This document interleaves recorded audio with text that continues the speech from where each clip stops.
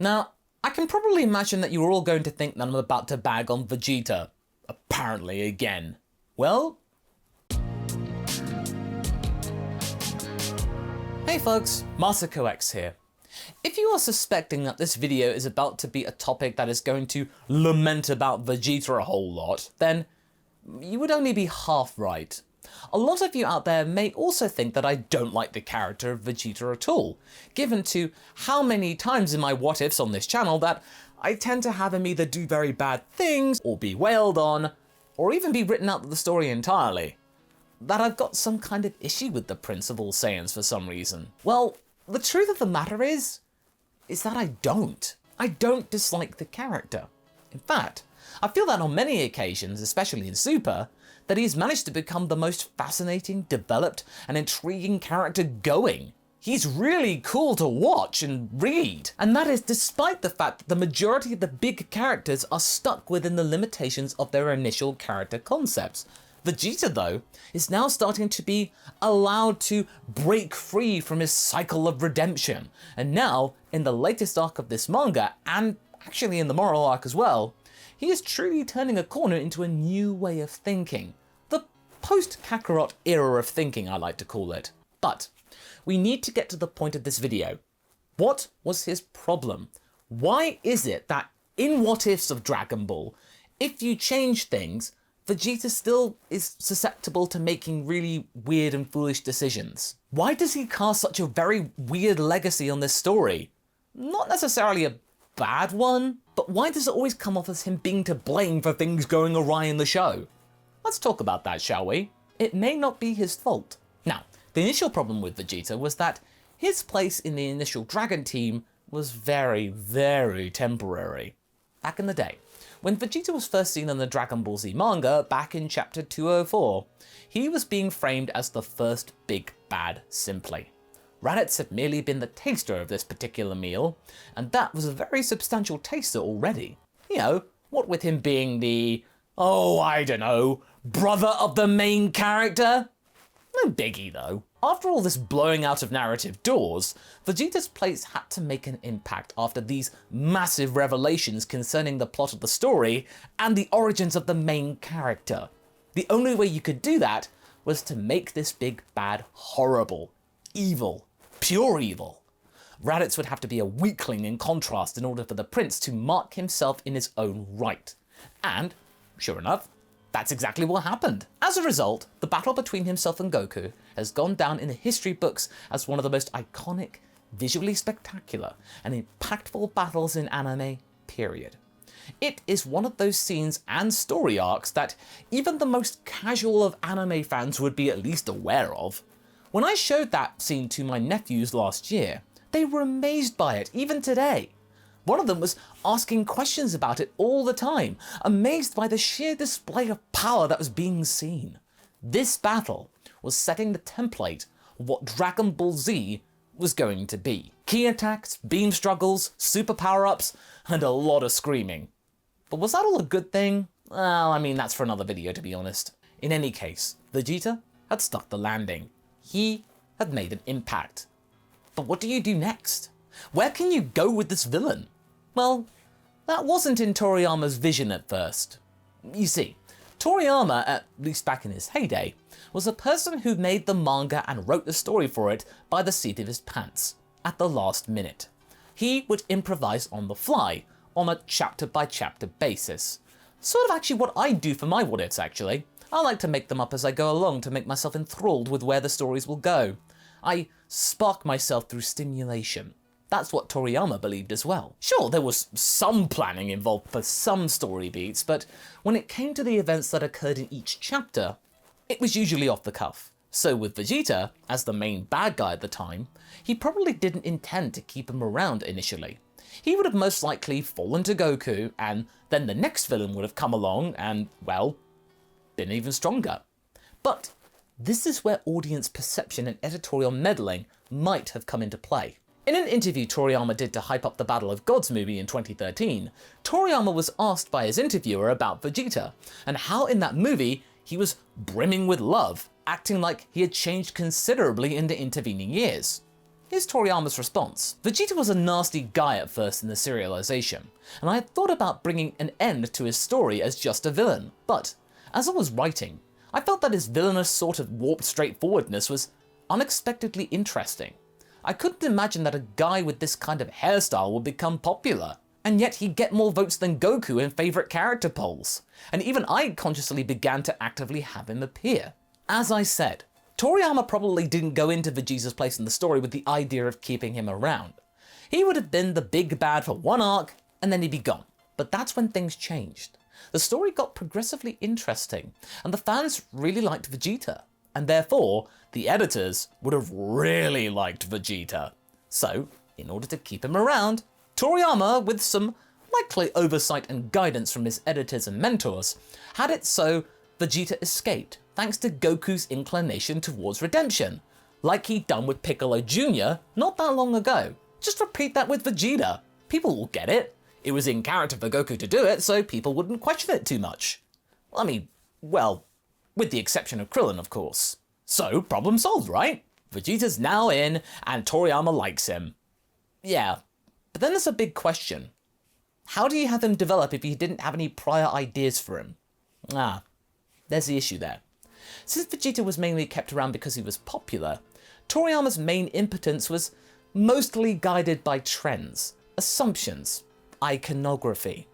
However, can I firmly believe that the main reason why so many Dragon Ball characters don't evolve as much as other series do, or even some of the minor characters in the very same show, is that they're too popular. Presumably, people like these characters for who they are in the here and now. And if that supposedly changed, it might cause the fans to maybe dislike them, and maybe not watch or read the franchise anymore. Shock horror! Toei and Shueisha wouldn't get their money! Please, how infantile do the showrunners think we are? We want characters to evolve, we want them to grow, and find new avenues to explore, and we want to grow with them. It's the most obvious with Vegeta. Since he came along in Dragon Ball Z, and thusly didn't have the history of the first Dragon Ball series to fall back on for context, he was there and stayed there in Z because of popularity with the fans, not solely for the fact that Toriyama wanted him to be there. He sort of had this connection, yeah? He had some morbid fascination with the principal Saiyans. I mean, he was extremely helpful to have in your back pocket, as many websites like to quote him saying about Vegeta, and in truth, yeah, he is useful to have. He was very handy in the Namek saga, and in that one, Toriyama was able to amplify and capitalize on what Vegeta still carries with him to this day. This was actually a good thing. He is incredibly smart. A lot of his strategies and plans worked when he was forced to work with the Dragon Team, out of necessity. He knew the Frieza Force better than anyone, and so who better than he to help bring it down to their knees? Well, I mean, of course, until Frieza's subsequent forms showed up and threw the Space Cat amongst the Space Pigeons. To be fair though, everybody failed to see that coming, so that's not on the prince there. Toriyama had the room to transform Vegeta into a being who could outthink his opponent using his battle power, experience, and wit. Toriyama had a good idea to move the plot along. He was truly Vegeta, the antithesis to Goku, who relied on gut feelings, natural talent, and thanks to Roshi, honor. When Goku and Vegeta fought, we were seeing opposites collide, and it was thrilling. Even when they had to be on the same team, there was still fireworks, and it got plenty of people incredibly invigorated for what was going to come. When Vegeta passed on though at the hands of Frieza, it was a very sudden and shocking twist. Nobody knew whether the Dragon Team would actually bring him back. Was this it? I mean, they could easily just let him stay dead after all this on Namek was sorted. They didn't particularly care for him. Him dying and his losing streak to the newer forms of Frieza was actually an eye-opener. This was the first time in his life that he faced true reminders of his weakness, despite him throwing everything he could at the Emperor, but to no avail. If Vegeta had been written out there and then, never to return, his place in the story would have still been pretty mighty. That would have been a big way to go. A prince who started out evil and not willing to help anyone, ultimately did all he could to help everyone. But then he was brought back. What now? Well now, here is where the problem really hits home. What made Vegeta popular? The Saiyan saga. That's what made him resonate with the fans. But there is another problem with that too. There, he was the strongest person. His rhetoric about being the strongest Saiyan carried weight. It was true at the time. What he said was true. In the subsequent sagas, that doesn't work anymore. With him being more on the good side than the bad, he was susceptible to fighting stronger enemies like the rest of them. He was part of our team, and thusly, hardships applied. So surely you would adapt his personality to be more aware of battles and stronger villains being around? Nope. He was loud, brazen, grating. What worked in the Saiyan saga did not work here in the Android and Cell saga. It made him incredibly unlikable. I mean, think about it. When things weren't going his way in that arc, Vegeta spent a lot of it sulking in solitude or railing against the Dragon Team in some shape or form, that he deserved to be the strongest. Because there was a time in which he was the strongest. Times have changed, Jeets. So why was this? Why did Toriyama do this to Vegeta? Well, you're not gonna like this. Vegeta, instead of being a character outright, was a main component of the Cell saga plot panini. And what do I mean by that? He was the plot device that moved the story along. Throughout. All the way to the end of the saga when Gohan finished off Cell. Vegeta didn't really have any plot progression. I mean, except for the fact he had that relationship with his son. But that really wasn't enough to make up for everything else. Vegeta's there to move the plot. Vegeta comes in and ends Android 19, showing Super Saiyan, which prompts Jiro to activate 17 and 18. Vegeta, and his son to a lesser extent, go with the androids to fight. Vegeta is the first Saiyan to showcase that Super Saiyan at higher levels, which then of course led to Super Saiyan 2. Then Vegeta lets Cell absorb 18 to get Perfect Cell because reasons. And Vegeta tries to avenge his fallen son to then handicap Gohan's Super Saiyan 2 to get the thrilling conclusion. Granted, all these plot points led to some very cool and epic scenes, yeah, but that doesn't escape the fact that the Prince was being used as a tool. Toriyama really didn't innovate Vegeta in that arc, because he had no idea what to do with him at the time for big things. So just do what worked when he was first introduced. Except it didn't work. The same rules of the story didn't apply to Vegeta here. Vegeta in the Cell saga really grinds my gears. However, things did improve slightly in the Buu saga. Had it not been for Vegeta ripping Good Buu out of Super Buu, he might have actually had a clean slate, a much more interesting and engaging time of it in said saga. And yes, sure, he did revert to his Saiyan saga ways again when he became Margin Vegeta, but at least that time, there was a reason to act that way. There was more emotive force behind it. Vegeta was in a very sordid state after years of no Kakarot around to work with. He had become lost, and becoming Margin was maybe a way to find some clarity once more, to give him purpose. That is way more interesting than what happened in the Cell saga. Then of course, we have his sacrifice, which is pretty much his crowning glory. From there, he became more of a team player. But like I said with Super Buu, old habits die hard. So where does that leave us with Vegeta then? Well, in a much more positive place actually. What Dragon Ball Super has shown us is that there is far more scope for Vegeta if you just try. Granted, up until the Tournament of Power, we were seeing the Buu Saga Vegeta playing out on repeat. But from there, things improved drastically, capitalizing on his well-established characteristics. Vegeta is a smart guy. He's quick-witted.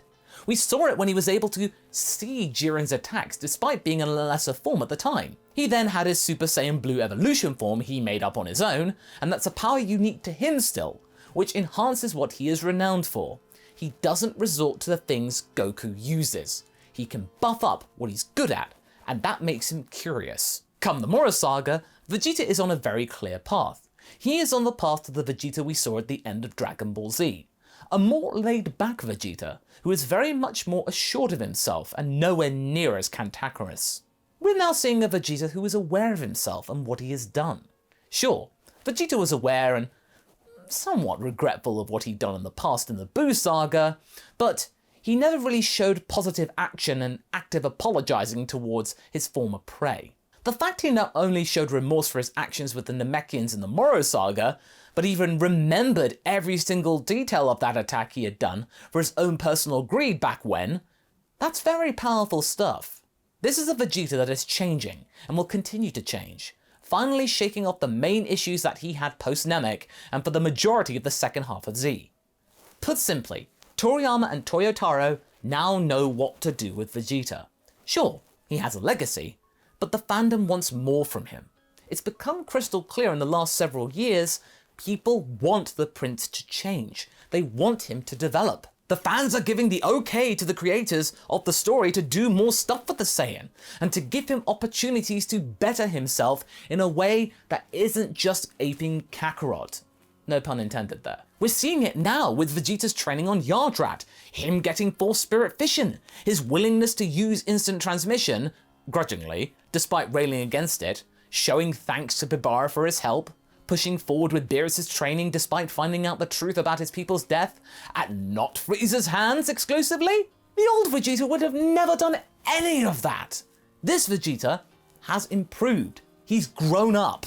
So I suppose now the only problem with Vegeta is he's not changing fast enough. We want more from him, and I feel like we will get more. I don't think we're going to be getting any more mishaps like we did with the Cell Saga Vegeta. That is very much in the past. But I suppose that's why every time we're reminded of his past actions in our what-ifs, it makes it sting, and think that I have something against him. No, it's actually, as Nappa once put it, a case of him yeeting himself. So what do you folks think? Are you happy with Vegeta's progress in Dragon Ball Super? What other things could be changed about him? Leave a comment below, and let's get this discussion going. And I shall see you in the next video. Catch you later!